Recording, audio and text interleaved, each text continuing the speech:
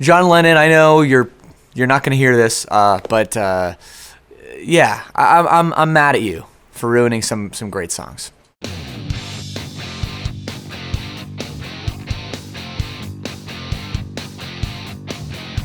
For me, there's a great punk band called Millencolin. Great band from Sweden. All my friends like them. You know, they're a great band. However, when I was in high school, my parents let me take the car, had some friends in, was jamming out to Millencolin. I was driving, and I hit another vehicle while Millencolin was blaring. And it was a not good time at all. Luckily, everyone was okay. The car was not.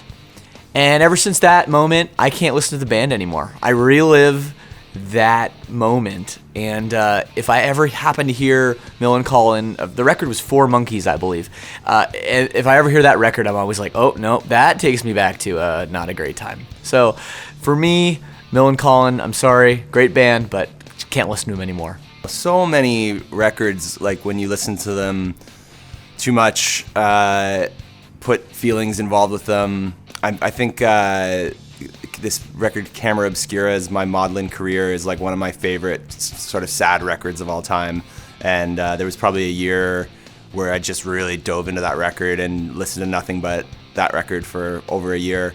Kind of connected so many of the stories on the record with my own experiences, and definitely had to take a break from that one for a while. But then it's nice when you can kind of revisit those records after a while and sort of put those feelings away and be able to just be like, oh yeah, that's, you know, that's why I like that, or I'm feeling different now, or I'm, you know, sort of over, I'm like out of the woods with that. So yeah, I'm at that place now, and I'm enjoying that record again. I think it's just the same with anything, with any sort of pain or, you know, loss of a relationship or something. Like, you really just kind of need to work through that and give it some time and give it some space. And I think that's like where some time away from some music can, you know, really help with that. But I think music has a way of just sort of being everlasting, that you can kind of revisit it and give it some new meaning, or revisit it and be like, you know, that was a place where I was at, and like you can still kind of feel the pain through it, but then be like, you know, but I'm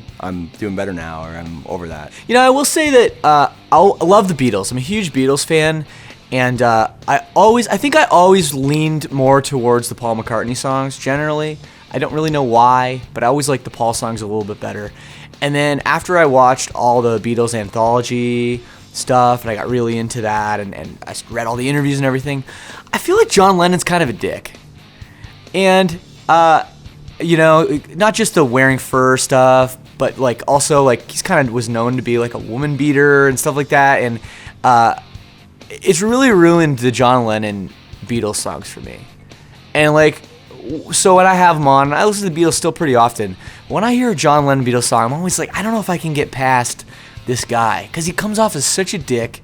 And that's before I knew about all the shitty things he did. To be fair, I think I preferred the Paul McCartney songs because I was younger, and they were more classic. Like, Paul McCartney didn't have as much effects on his voice and stuff. Like, John Lennon always was the more experimental guy in the band, which now, in my 30s, I kind of back that. I'm kind of more into that, I think. But the person and the music, they're difficult to separate. Paul McCartney still kicks ass, man, every night. Like, that guy rules. So, I love the Beatles, and I love Ringo. Ringo, my favorite Beatle, because of the anthology. If you watch the anthology, he had the most heart. He was like the best dude. So lovable. Love Ringo Starr. When the Beatles broke up, I'd say his solo stuff was maybe the best too of all the Beatles. So shout out to George Harrison. Rest in peace. Did I do that thing right? That's what you do, right?